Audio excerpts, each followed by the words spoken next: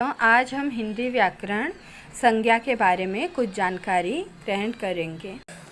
तो सबसे पहले हम पढ़ेंगे संज्ञा किसे कहते हैं, संज्ञा की पहचान और संज्ञा के विविध प्रकार, और उसके बाद हम धीरे धीरे और भी अंदर तक जानकारी प्राप्त करेंगे। ठीक है, तो सबसे पहले देखते हैं संज्ञा किसे कहते हैं। संज्ञा के पहचानने के आधार व्यक्तिवाचक संज्ञा, जातिवाचक संज्ञा, द्रव्यवाचक संज्ञा, समूहवाचक संज्ञा और भाववाचक। तो यहाँ हम देखेंगे कि संज्ञा किसे कहते हैं। किसी वस्तु, व्यक्ति, स्थान, स्थिति, गुण या भाव के नाम का बोध कराने वाले शब्दों को संज्ञा कहते हैं। जैसे लखनऊ गोमती किनारे बसा है। क्रोध इंसान को पागल बना देता है। लखनऊ शहर का नाम है।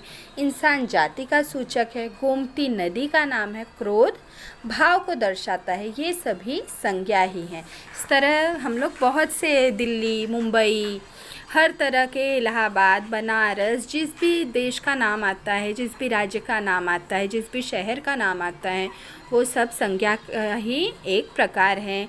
इंसान का नाम हो या किसी जीव जंतु का नाम हो, जानवर का नाम हो, वो भी एक संज्ञा है। और उसके बाद नदी, किसी भी चीज़ का नाम, किसी भी थिंग, किसी भी किसी भी स्थान, व्यक्ति, वस्तु का नाम संज्ञा कहलाता है। निर्जीव चीज़ों का नाम भी संज्ञा ही कहलाता है। और हमारे अंदर के भाव जैसे हास्य, क्रोध, रौद्र, ये सारे भाव भी एक संज्ञा के ही रूप माने जाते हैं। अब हम इसके आगे उसकी पहचान के बारे में हम देखेंगे। अब हम यहाँ संज्ञा की पहचान के आधार पर पढ़ेंगे कि संज्ञा किस तरह से हम पहचान सकते हैं।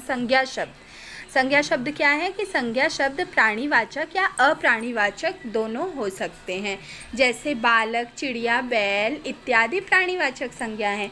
दाल, चावल, टेबल इत्यादि अप्राणीवाचक संज्ञा है। अब हम यहाँ पे प्राणीवाचक और अप्राणीवाचक में ये भी जिंदा और निर्जीव दोनों का हम अनुमान लगा सकते हैं कि निर्जीव चीज़ें भी संज्ञा का ही रूप है और सजीव चीज़ें भी संज्ञा का ही रूप है। इस तरह से हम संज्ञा का भी पता लगा सकते हैं। संज्ञा शब्द सेकंड वाला हम लोग देखते हैं। दूसरा वाला, संज्ञा शब्द गणनीय या अगणनीय हो सकता है। गणनीय और अगणनीय का अर्थ यहाँ पे क्या है कि गिनने वाला और नहीं गिनने वाला। जैसे यहाँ पे हम देखेंगे आम, सेब, पेड़ इत्यादि गिने जा सकते हैं, लेकिन पानी, हवा, आग इत्यादि को गिना जा सकता है, नहीं गिना जा सकता। तो संज्ञा गणनीय और अगणनीय दोनों होते हैं।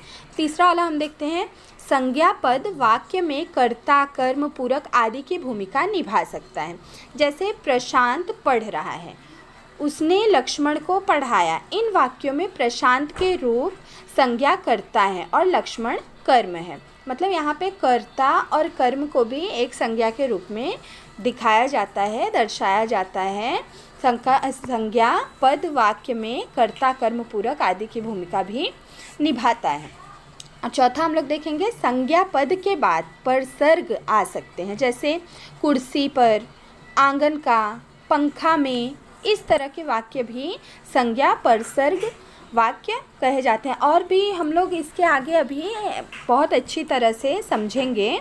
अभी मैं शॉर्ट फॉर्म में आप लोगों को बता दे रही हूँ। अभी हम लोग और भी अच्छी तरह से ब्रीफली अंदर तक बाद में आगे समझेंगे। और आपको जहाँ भी कहीं कोई भी कन्फ्यूज़न है तो आप हमें कमेंट करके पूछ सकते हैं। पांचवा हम देखते हैं, संज्ञा के पहले विशेषणों का प्रयोग हो सकता है। जैसे लंबी लड़की, काला बेल्ट, छोटी छत इत्यादि। विशेषताएं, उसकी हम विशेषताओं को भी संज्ञा के रूप में ले सकते हैं। संज्ञा के पहले विशेषणों का प्रयोग हो सकता है, अर्थात कैसे कि किसी भी चीज़ का पहले ही तारीफ़ कर देना, उसके बाद सब्जेक्ट को, उसके बाद विषय को सामने लाना, उसके बाद नाउन संज्ञा को सामने लाना। तो इस तरह के भी चीज़ों को हम संज्ञा के रूप में ढाल सकते हैं। इस तरह से अनेक प्रकार के संज्ञा के रूप में हम अनेक चीज़ों को ढाल सकते हैं। अगर आपको कहीं भी कन्फ्यूज़न है तो आप हमसे बाद में पूछ सकते हैं। अब हम व्यक्तिवाचक संज्ञा के बारे में थोड़ी जानकारी एकत्रित करते हैं। व्यक्तिवाचक संज्ञा क्या है? जिस शब्द से किसी एक विशेष व्यक्ति, प्राणी, वस्तु या स्थान का बोध हो। समझ में आ रहा है ना आप लोगों को कि जिस शब्द से किसी एक व्यक्ति, किसी एक विशेष व्यक्ति या प्राणी या वस्तु या स्थान का बोध होता है, वहाँ पे जिसे हम प्रॉपर नाउन बोलते हैं। उस तरह से व्यक्तिवाचक संज्ञा मतलब किसी विशेष व्यक्ति के बारे में हमें जहाँ पे पता चलता है, वो होता है व्यक्तिवाचक संज्ञा। मनुष्यों के नाम जैसे प्रियंका, मुकेश, अब 100 प्रियंका तो नहीं खड़ी होंगी, आप बुलाएंगे तो प्रियंका, मुकेश, कैलाश, प्रशांत, निशांत, अंजू, सुधा, वीणा इत्यादि।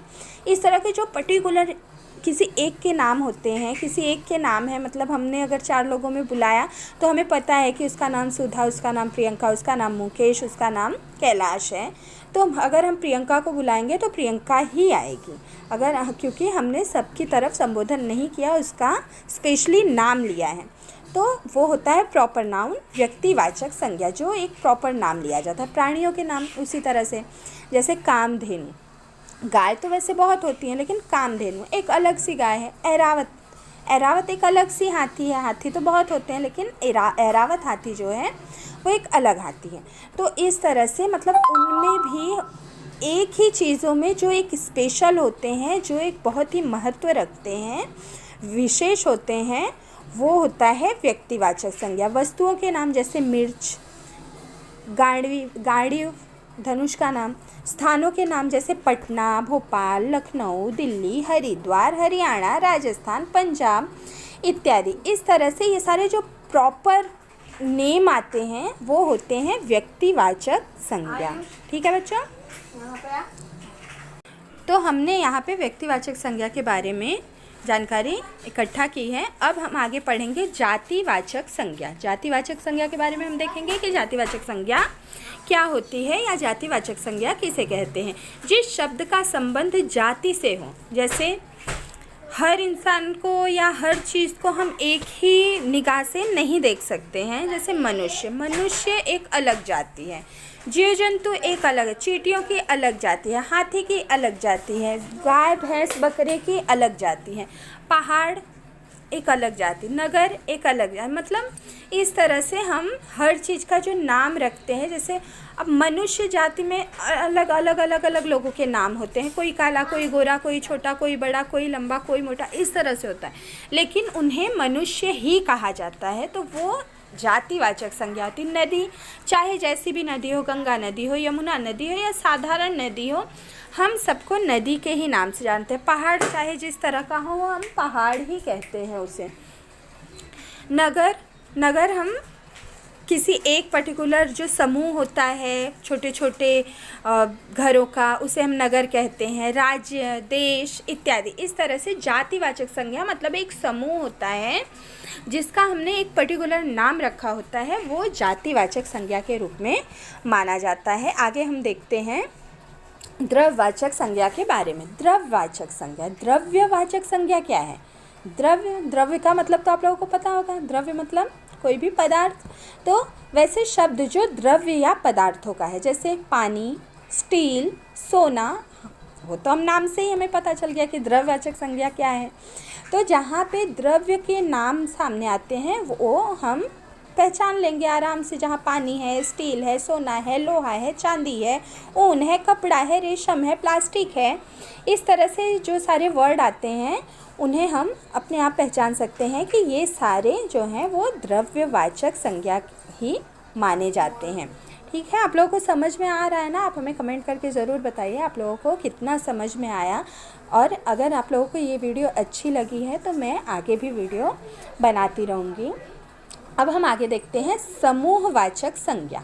समूहवाचक संज्ञा क्या है? जिससे समूह का बोध होता है। समूह होता है एकजुट का जहाँ पे बोध होता है वो समूहवाचक संज्ञा कहलाता है। जैसे कक्षा, सेना, टीम, भीड़, इस तरह से बहुत से, जैसे फ्रेंड सर्कल, मित्रों की टोली, इस तरह से बहुत सारे वर्ड होते हैं जो समूह में होते हैं, उसे हम समूहवाचक संज्ञा के रूप में मानते हैं। जैसे कक्षा में बच्चे हैं तो वहाँ पे कक्षा वर्ड जो हो गया वो समूहवाचक संज्ञा के रूप में आता है। सेना, जहाँ पे सेना शब्द का लिखा हुआ है सेंटेंस एक पूरा, वहाँ पे हम सेना को समझ लेते हैं कि ये समूहवाचक संज्ञा में आता है। इस तरह से हम संज्ञा को बहुत ही अच्छी तरह से पहचान सकते हैं और उसे हम अच्छी तरह से समझ सकते हैं। अब आगे हम देखते हैं भाववाचक संज्ञा के बारे में। भाववाचक संज्ञा क्या है? भाववाचक, भाव अर्थात क्या है? हमारे एक्सप्रेशंस, हमारे भाव, हमारे अंदर के भाव हों या ये वो ऊपरी भाव वो हमारे फेस पे दिखाई देते हैं, तो उसी को भाववाचक संज्ञा कहते हैं। तो नाम से तो कुछ पता चल ही रहा है, लेकिन हम पढ़ के और थोड़ी जानकारी लेते हैं। भाववाचक संज्ञा किसे कहते हैं? जिन संज्ञा शब्दों से किसी वस्तु या व्यक्ति के गुण, धर्म, दोष, गुण, धर्म और दोष भी, शील भी, स्वभाव, अवस्था, भाव इत्यादि का बोध होता है, जैसे सुंदरता, प्यार, ईमानदारी, बचपन, क्रोध इत्यादि। जातिवाचक संज्ञा के रूप में आते हैं, भाववाचक संज्ञा के रूप में आते हैं। तो ये सारे मतलब हम लोग कुछ भी बोलते हैं, वो बहुत दुखी है, वो बहुत उदास है, वो रो रही है, वो ईमानदार है, वो सुंदर है, वो प्यारा है, वो उसका बचपना, वो क्रोधित है। तो ये सारे शब्द जो आते हैं वो भाववाचक संज्ञा के अंतर्गत ही आते हैं। तो इस तरह से हम इस संज्ञा को भी पहचान सकते हैं कि भाववाचक मतलब अगर हमने अच्छे से नाम याद कर लिया संज्ञाओं के, उनके प्रकार, उनके टाइप्स अगर हमने अच्छे से याद कर लिया, तो अपने आप हमें फिर आगे संज्ञा उतना ज़्यादा अच्छी तरह से समझने की ज़रूरत नहीं, क्योंकि हम नाम से ही पता लगा सकते हैं ये संज्ञा क्या है, वो संज्ञा क्या है, इसके बारे में क्या हो सकता है, उसके बारे में क्या हो सकता है।